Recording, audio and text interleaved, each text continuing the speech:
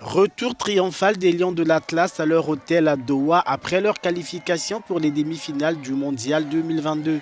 Les Marocains qui ont sorti les Portugais de la compétition par le score d'1-0 ont été accueillis dans une ambiance festive.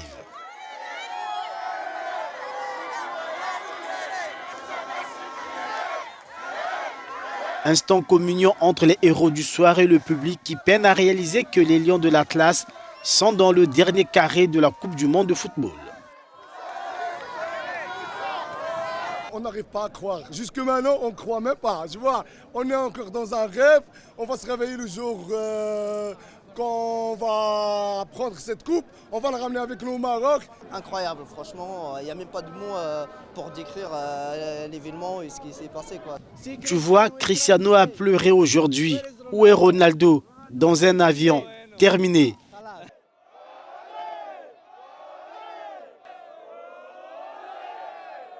Scène de liesse aussi à Casablanca au Maroc. Des populations sont descendues dans la rue pour célébrer l'exploit de la bande à Regragui.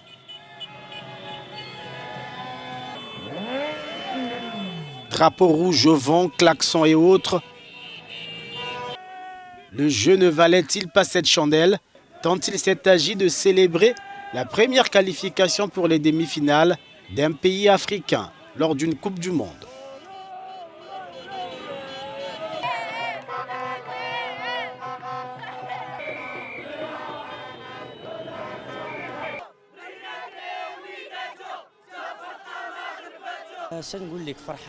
Que dire? Quelle joie! Je ne l'avais jamais imaginé.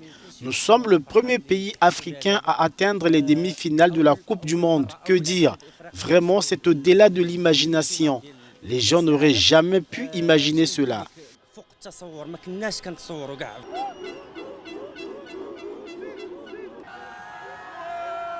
À Paris, c'est sur les Champs-Élysées que les supporters marocains se sont donné rendez-vous. La fête, en attendant la demi-finale face à la France. Bien malin qui pourrait donc dire lequel de ces deux drapeaux sera à l'honneur mercredi soir sur les Champs-Élysées.